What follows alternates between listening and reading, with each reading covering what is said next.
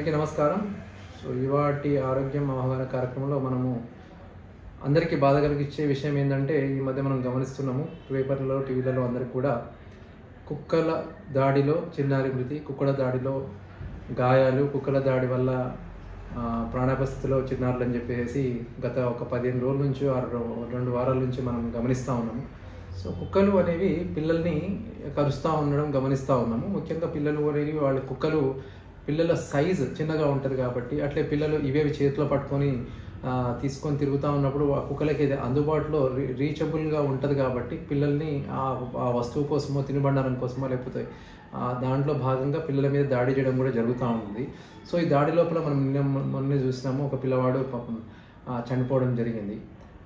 So ఇదంతా కూడా ఒక బాధాకర విషయం. And at the same time ఇవాళ పేపర్లో మనం గమనిస్తే నేను పిల్లలందరూ వేసేసి పోలీస్ స్టేషన్లో కంప్లైంట్ ఇవ్వడం జరిగింది, మా ప్రాణాలకు రక్షణ కల్పించడం చెప్పేసి.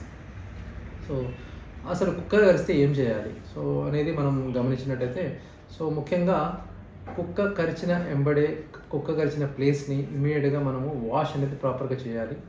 సో ఆ వాష్ అనేది కూడా, ఎందుకంటే కుక్క లాలాజలం లోపల మనకి వైరస్ అనేది ఉంటుంది కాబట్టి ఆ కరిచిన ప్లేస్ లోపల మనకి కనీసం అది లైవ్ వైరస్ ఇబ్బంది, ఒకవేళ కుక్క రేబీస్ ఇన్ఫెక్టెడ్ అయితే మాత్రం లైవ్ వైరస్ అక్కడే ఉంటుంది కాబట్టి మనం కనీసం 5 నుంచి 10 నిమిషాలు లేదంటే 10 నుంచి 15 నిమిషాలు మనము ధారాళంగా ప్రవహిస్తున్న నీరు అంటే ట్యాప్ కింద పెట్టి కడగాలి ముఖ్యంగా. అట్లనే దాని తర్వాత మనం ఇమీడియట్గా దానికి వూండ్ అంటే గాయం ఎంత పెద్దదో గమనించేసుకొని దాన్ని మనము యాంటీసెప్టిక్ క్రీమ్, లోషన్స్ రాయడం మంచిది. కుక్క కరిచిన ప్లేస్ని గాయం మరీ పెద్దగా అయితే కుట్లు అవసరం పడితే మాత్రం చాలా వదులుగా కుట్లు వేయించాలి, ఎందుకంటే టైట్గా వేయించద్దు.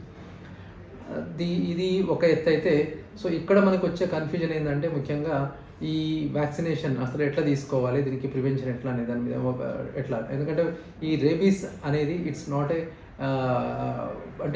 నాట్ సింపుల్ డిసీజే, చాలా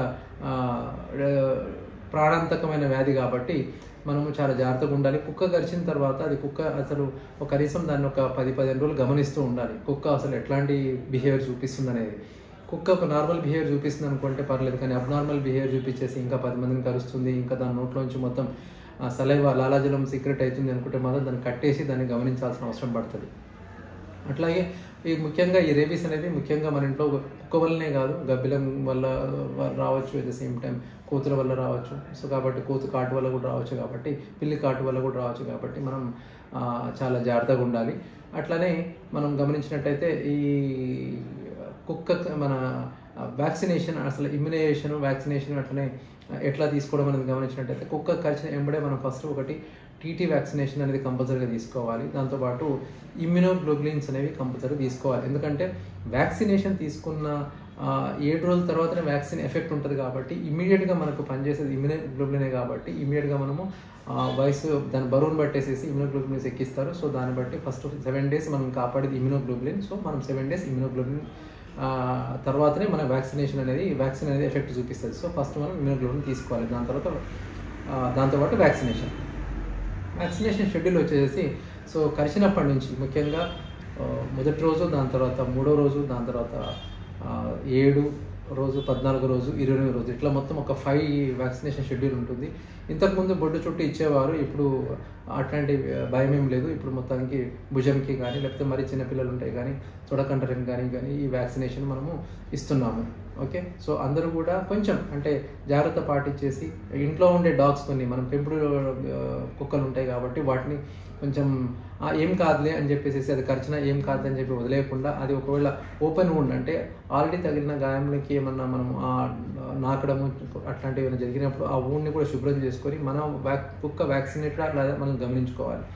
అట్లనే కొన్ని డాగ్స్ అన్ప్రెడిక్టబుల్గా బిహేవ్ చేస్తూ ఉంటాయి మన ఇంట్లో ఉన్న కుక్కలు కూడా. సో వాటిలో ముఖ్యంగా ఈ హార్న్స్ డాగ్స్ అంటాము. ఈ హార్న్ డాగ్స్ అన్ని కూడా ఒకటే మాస్టర్ని వింటాయి, అట్లనే ఇవి కొంచెం ఆ మాస్టర్కే వింటాయి కాబట్టి మిగతా ఫ్యామిలీ మెంబర్స్ కూడా అటాక్ చేసే అవకాశం ఎక్కువ ఉంటుంది. అట్లనే జర్మన్ షెపర్డ్ కూడా అంతే, ఒకటే ఫ్యామిలీ మెంబర్కి కొంచెం మంచిగా ఉంటుంది, పిల్లలతో ఫ్రెండ్లీ ఉన్నా కానీ ఒక్కొక్కసారి అన్ప్రెడిక్టబుల్ బిహేవియర్ని మనం ప్రిడిక్ట్ చేయలేము. అది దానివల్ల కుక్క కాటు అనేది ఇబ్బంది కలిగించే అవకాశం ఉంటుంది. సో ఇంట్లో కుక్కలైనా, పెంపుడు కుక్కలైనా కానీ, వీధి కుక్కలైనా కానీ ఒకసారి కుక్క కరిచిందంటే వ్యాక్సినేషన్ ఇస్ మస్ట్.